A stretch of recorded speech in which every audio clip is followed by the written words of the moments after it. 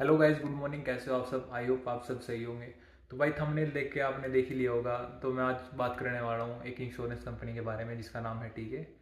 तो भाई मैंने जो यहाँ पे यूनिवर्सिटी का असल है यहाँ पे अप्लाई करा था मैंने सितंबर 2023 में। तो मतलब कि मेरे को यहाँ पे अक्टूबर में यहाँ पे मेरे को पहुँचना था। तो हुआ क्या कि मैंने 18 अक्टूबर को वीएफएस दिल्ली में अपनी फ़ाइल लगवाई। तो 18 अक्टूबर के बाद उन्होंने टाइम बहुत ज़्यादा लिया। और उसके बाद मैंने यूनिवर्सिटी की तरफ से एक्सटेंशन ले लिया था। तो इन्होंने मेरे को बोला था कि आप 31 मार्च से पहले पहले कभी भी आ जाना।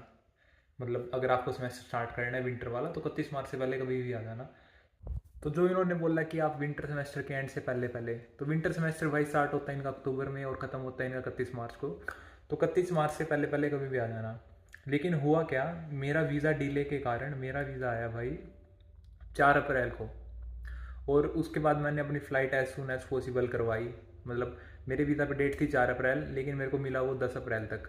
तो मैंने वीज़ा की वो अपना फ़्लाइट की टिकट कराई 16 अप्रैल को, और 16 अप्रैल को मैं यहाँ पे लैंड करा।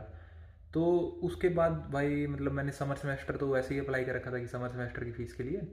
तो हुआ क्या कि दिक्कत आई इंश्योरेंस में। तो मैं 16 अप्रैल को आया, एक दो महीना मतलब यार दोस्त के पास रुका, अपने मज़े वगैरह करे। फिर उसके बाद आया इंश्योरेंस की बात, क्योंकि यहाँ पे मेन चीज़ है स्टूडेंट का, वो है इंश्योरेंस। तो हुआ क्या, मैंने जैसे ही मेरे को मेरी एकोमोडेशन मिली जुलाई में, तो मैं इन इंश्योरेंस कंपनी के पास गया कि मेरे को ऐसे ऐसे करके एकोमोडेशन मिल चुकी है कि आप मेरा ऐसे ऐसे करके स्टूडेंट का वो है वो रजिस्टर कर दो। तो जुलाई में मैं चला गया। तो फिर इन्होंने कहा कि आपको पिछले सेमेस्टर आना था, तो आप कहाँ थे? तो मैंने कहा कि मेरा वीज़ा डिले था, मैंने वीज़ा में अपने में दिखा दी। तो मैं इसी फ़ोटो में डाल दूंगा वीज़ा की भी मैं इस तारीख को आया था। तो इन्होंने क्या कहा कि ठीक है हम रिलैक्स कर देंगे, मतलब पहले ऐसे ही कहा। फिर उसके बाद मेरे पास भाई नोटिस आते हैं। तो नोटिस क्या आते हैं कि मेरे को इनको पेमेंट करनी पड़ेगी। और वो जो अमाउंट है वो इन्होंने बना रखा था 2345 यूरोस। तो 2345 कैसे था? तो जो इनका वहाँ क्या कहते हैं इंश्योरेंस था, सितंबर में जो स्टार्ट हुआ था, वो 125 मंथली था।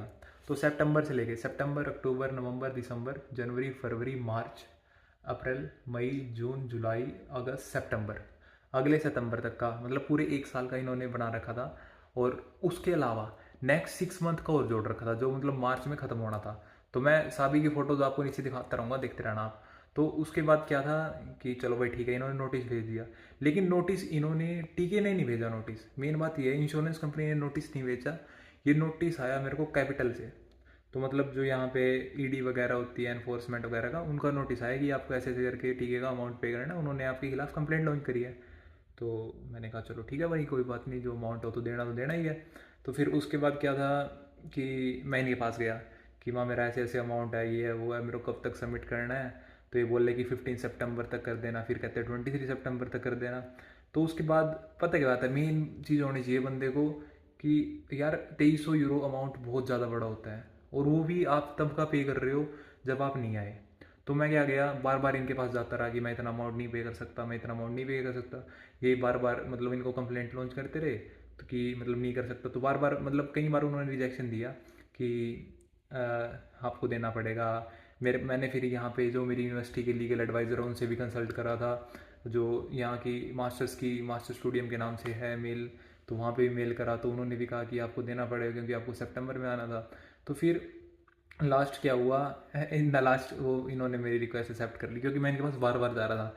मैंने इनको कहा कि मैं अभी इतना अमाउंट नहीं दे सकता, मैं स्टूडेंट हूँ, मैं अभी जॉब भी नहीं करता। तो फिर ये इन्होंने थोड़ा रिलैक्स कर दिया। और मेरा जो पिछला सारा अमाउंट है, मतलब सितंबर से लेके अप्रैल तक का, इन्होंने मेरा सारा रिलैक्स कर दिया। और फिर अप्रैल से लेके सितंबर तक का मैंने इनको पे करा टोटल 663 यूरो। जो पिछला जो था, मतलब ये कह रहे थे कि एक बार आप पे कर दो उसके बाद आपको रिफंड हो जाएगा। पिछला जो था वो रिफंड हो गया था। और जो 600 मैंने इनको पे करा था, अभी जो नेक्स्ट, अभी ये कह रहे थे कि वो 600 भी आप इंस्टॉलमेंट भी पे कर सकते हो। तो भाई इंश्योरेंस कंपनी हो तो ऐसी होनी चाहिए कि मतलब जो सामने वाले बंदे को समझे, स्टूडेंट को समझे कि ये इतना अमाउंट नहीं पे कर सकता। और इसमें हर फैसिलिटी इंक्लूड है, मतलब एयर एम्बुलेंस से लेके हर चीज़ तक। तो अभी अक्टूबर में जो है, मतलब अभी इनका थोड़ा रेट बढ़ा है, मतलब 5 यूरो बढ़ा है।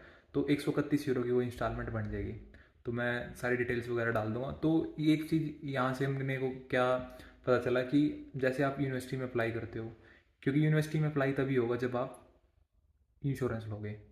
अगर इंश्योरेंस अगर आप टीके का लेते हो तो एक बार अपना ना दिमाग में सोचना कि अगर बाई चांस आपका वीज़ा डिले आ जाता है, मतलब आपके वीज़ा में कहीं डिले आ जाते हैं, तो आपको करना क्या है कि आप जो है पहले यूनिवर्सिटी को इन्फॉर्म करो कि मैं इस सेमेस्टर नहीं आ सकता, मैं जो है अपना कोर्स अगले सेमेस्टर में स्टार्ट करूँगा।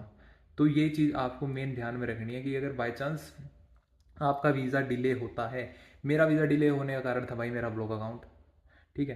तो मैं इसके बारे में ज़्यादा लंबा नहीं बात करना चाहूँगा, क्योंकि फिर बात करेंगे इस टॉपिक के बारे में, क्योंकि ये बहुत लंबा छिड़ जाएगा फिर।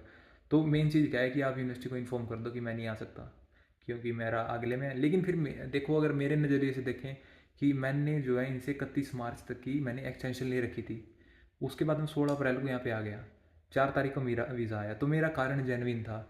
अगर यही कारण ये होता कि मेरा वीज़ा आया सितंबर में और मैं आता जनवरी में, तो मेरे को इनको पैसे देने ही देने पड़ते उन 3 मंथ्स के, क्योंकि मैं सेमेस्टर एंड होने के बाद आया।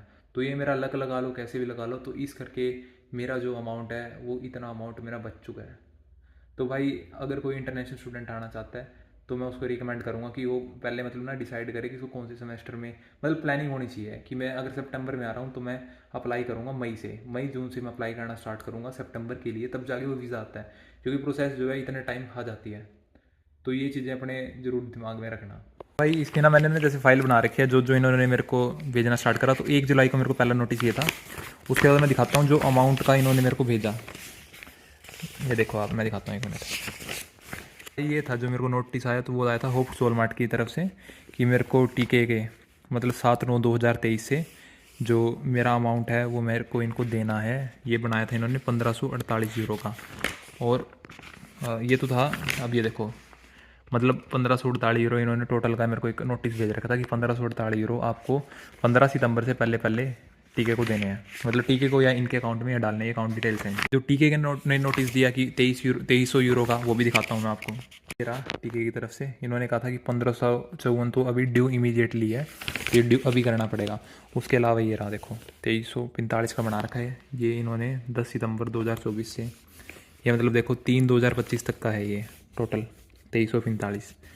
ये 131 के हिसाब से है, बाकी जो है 120 के हिसाब से हैं।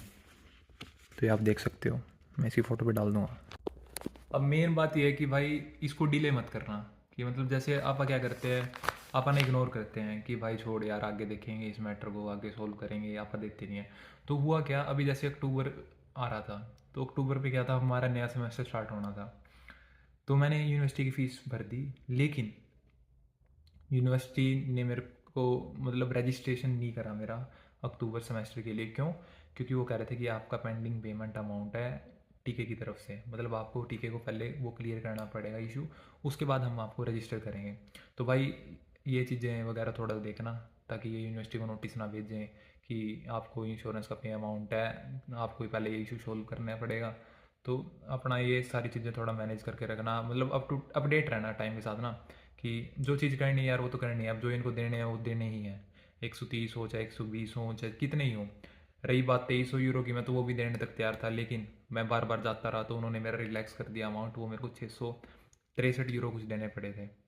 तो भाई ये चीज़ें अपना थोड़ा गौर करना, अगर कोई स्टूडेंट आता है तो मतलब पहले तो ये चीज़ देखनी है कि जब आप आ रहे हो, आप अप्लाई कर रहे हो, तो आप कब अप्लाई कर रहे हो, कौन से इनटेक के लिए अप्लाई कर रहे हो। अगर बाई चांस भगवान ना करे कि आपको उन इनटेक में नहीं हो पाता, तो उसको पहले डेफर करो। डेफर मतलब कि अगले सेमेस्टर के लिए अप्लाई करो उसको छोड़ के। तो ये चीज़ें अपने ध्यान रखना, क्योंकि ये मेरा ही एंटीक केस था, क्योंकि वो कह रहे थे कि आपका ही मेरे को हमें ऐसा केस लगा है। क्योंकि मेरे से पहले जितने भी केस थे ना, जैसे मेरे साथ एक बांग्लादेशी का था, तो वो बोला कि भाई मेरे को देने पड़े सारे पेमेंट। कोई और था, 2-3 जने और थे, मतलब 3 केस मैंने ऐसे सुने हैं, मतलब मेरे साथ थे ही थे जो, तो उनको भी देना ही पड़ा था। तो ये चीज़ें अपने देखना। बाकी वीडियो कैसी लगी, अगर इन्फॉर्मेटिव लगी हो तो भाई चैनल को लाइक करना, सब्सक्राइब करना, कमेंट करना। Thank you so much guys.